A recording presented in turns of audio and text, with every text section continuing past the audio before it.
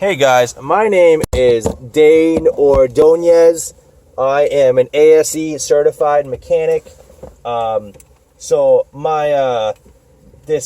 got my multimeter out here, and my window switch suddenly stopped working.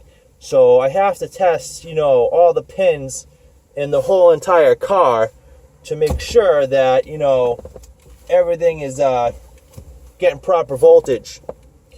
And, once I found out that every single, 2,000, 3,000 pins in this car is getting the proper voltage, then we can go and replace the window switch.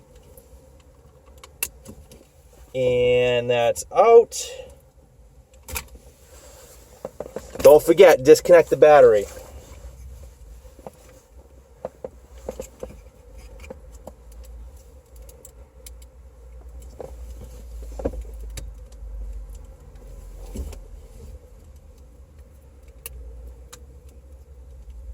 Slide that back in.